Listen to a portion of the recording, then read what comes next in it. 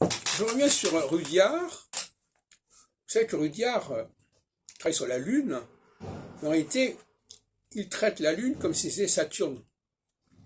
Parce que finalement, on s'aperçoit que si on respecte l'idée d'un jour pour un an, eh bien, on passe de la Lune à Saturne. Puisque les 27 jours ou 28 jours de la Lune deviennent 28 ans pour Saturne. Et donc finalement, les astrologues humanistes notamment, qui pratiquent le système de la Lune, de la progression lunaire, en réalité, ils sont dans un temps saturnien. Il faudrait quand même leur rappeler ça. Et finalement, Rudyard avait compris l'importance du 30 ans ou de 28 ans. Il avait compris, mais il n'en avait pas tiré les conséquences.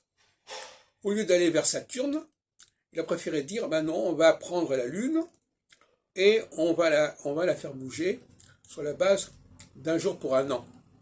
C'est une solution, mais ce n'est pas la bonne solution. Mais en tout cas, souvent les astrologues observent des choses au niveau des structures temporelles, mais ils ne savent pas les expliquer correctement. Moi-même, j'ai eu parfois des problèmes de ce genre. On peut observer sur le terrain un certain nombre de phénomènes.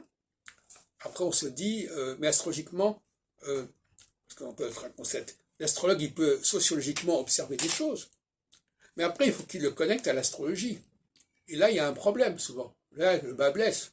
Parce qu'il part d'un phénomène réel, mais il explique mal. C'est comme le cas de Roger Eke, par exemple. Il a noté l'importance des 15 ans, mais il explique de manière très très maladroite, très très malheureuse, par un système de temps sidéral, etc.